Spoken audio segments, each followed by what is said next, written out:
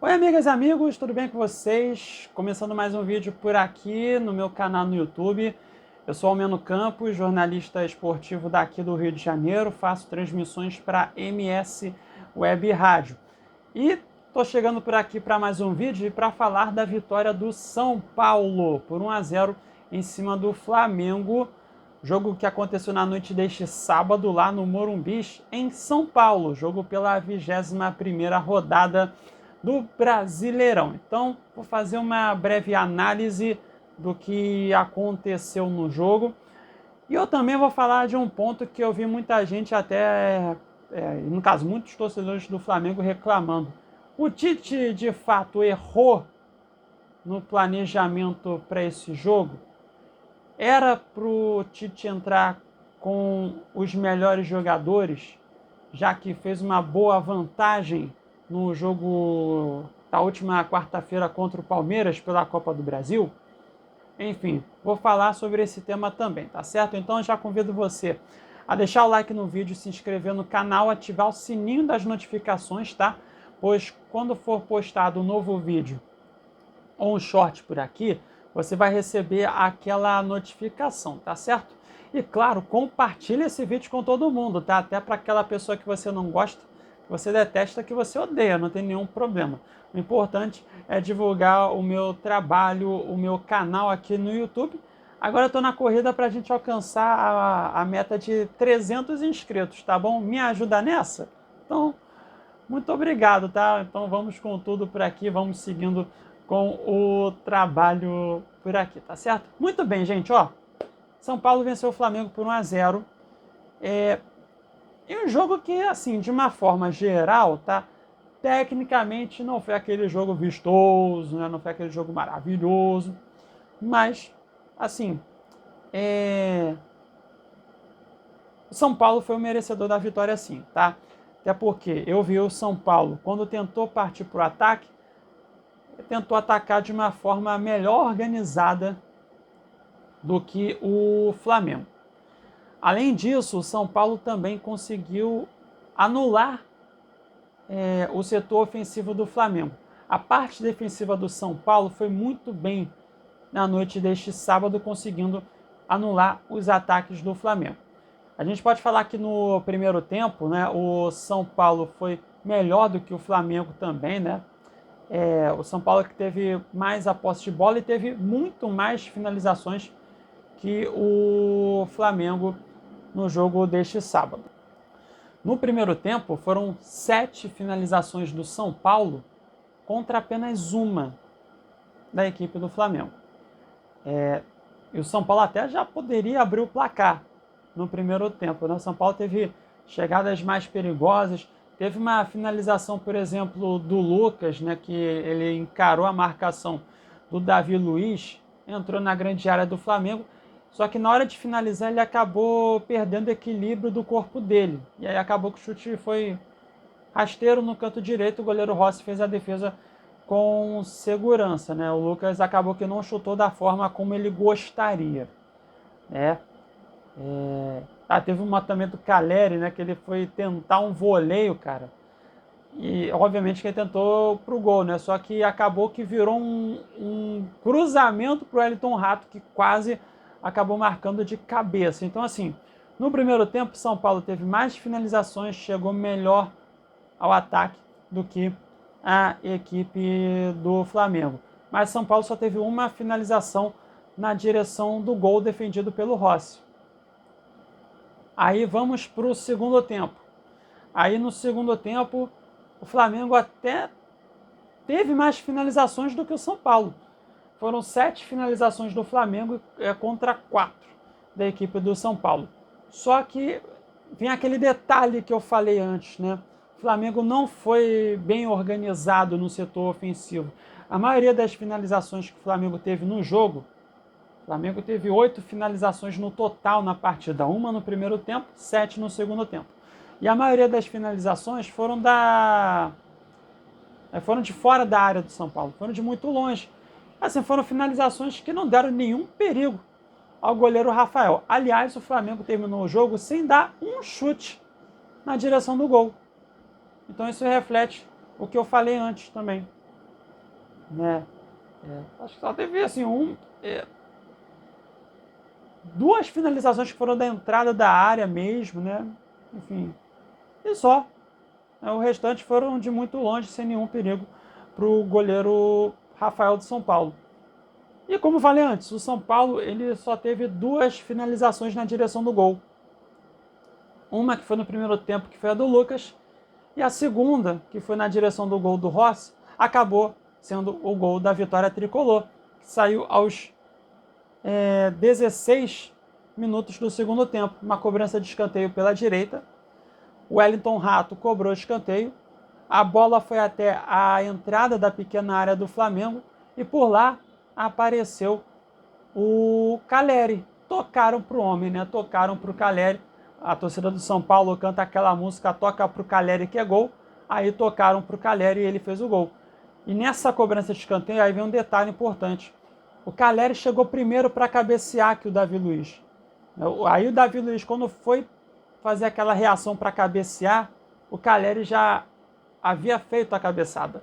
Então a bola acabou batendo na trave direita e foi para o fundo da rede, sem chances de defesa para o goleiro Rossi. E dessa forma o São Paulo venceu. Até depois desse gol, né, o São Paulo acabou que não conseguiu criar muitas oportunidades, né? Praticamente não chegou perto da grande área do Flamengo. E aí o Flamengo tentou com chutes de fora da área, mas que acabaram não dando certo. E então o São Paulo terminou a noite deste sábado com uma vitória diante do Flamengo, que era o líder do campeonato, só que com a derrota. E com a vitória do Botafogo mais cedo em cima do Atlético Goianiense, o Botafogo termina esta 21ª rodada na liderança do Brasileirão com 43 pontos. Flamengo na segunda colocação com 40 pontos. Então, o Botafogo acabou retornando à liderança do Campeonato Brasileiro. O São Paulo, até para confirmar aqui, o São Paulo está na sexta colocação com 35 pontos. Só que tem uma vitória a menos que o Cruzeiro, que é o quinto colocado, também com 35 pontos. Então, por isso que o Cruzeiro está à frente do São Paulo, né? Então, fica esse detalhe, mas é uma vitória muito importante. São Paulo que ficou 3 rodadas sem vencer no Brasileirão, acabou voltando a triunfar na competição, uma vitória em cima do Flamengo. Já o Flamengo, que vinha de 4 vitórias seguidas na temporada, acabou encerrando essa sequência de triunfos consecutivos. O São Paulo que no meio de semana havia derrotado o Goiás pela Copa do Brasil, né? Então, uma vitória muito importante para o tricolor paulista para continuar ali no G6, que é o grupo dos 6 primeiros colocados que vão garantir a vaga para a Libertadores do ano que vem, mas é um G6 que pode virar um G7, pode virar um G8, pode virar um G9, a depender de quem for campeão da Copa do Brasil e também se tivermos brasileiros campeões da Libertadores e também da Copa Sul-Americana. E até para falar aqui, São Paulo destacando, óbvio, Caleri, que fez o gol da vitória. O Ferreira e o Wellington Rato, os dois pontas, jogaram muito bem na noite deste sábado. Lembrando que o Luciano ele cumpriu suspensão, então por isso que não pôde jogar. Mas assim, o Wellington Rato foi muito bem, o Ferreira foi muito bem, o Caleri foi muito bem. Assim, o São Paulo de uma forma toda no jogo hoje foi bem, tá? E o setor defensivo do São Paulo que também foi muito bem, que conseguiu anular os ataques do Flamengo. Já o Flamengo, né, como eu falei, foi pouquíssimo produtivo. E aí, vou entrar num ponto que eu destaquei também no início do vídeo. Eu vi muita gente, muitos torcedores do Flamengo, falando assim, o Tite errou no planejamento para esse jogo, que tinha que colocar a força máxima para o jogo deste sábado, porque é um jogo do Brasileiro, porque o Flamengo venceu na quarta-feira contra o Palmeiras e conseguiu abrir uma boa vantagem. Só que aí vem o ponto, né? Vamos lá, o Flamengo neste sábado não tinha o Luiz Araújo, não tinha o Pedro. os dois estavam suspensos. Não tinha o Everton Cebolinha, que está machucado. O De La Cruz, o meio-campista, também está machucado. Aí a gente vê aqui, quais os dois caras que poderiam começar jogando e que poderiam fazer uma diferença, que poderiam fazer com que o Flamengo jogasse melhor? O Gerson e o Arrascaeta. O Gerson poderia começar como ponta direita, entraria no lugar do Matheus Gonçalves, que foi titular hoje. O Arrascaeta poderia entrar ou no lugar do Gabi ou no lugar do Carlinhos, que os dois foram titulares. Aliás, o Gabigol, né?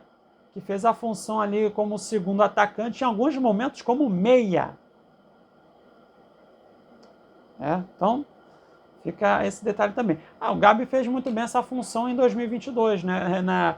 Quando o Dorival Júnior era o técnico, né? E que o Flamengo foi campeão da Copa do Brasil e da Libertadores. Mas, só que o ano de 2024 dele não está sendo bom dentro e também fora de campo. Então é aquilo, né? Colocando o Gerson e colocando a Arrascaeta como titulares hoje, neste sábado, será que eles mudariam o cenário? Poderiam fazer com que a equipe fosse... que tivesse, né, uma produção melhor? Talvez sim, mas não seria garantia de uma vitória.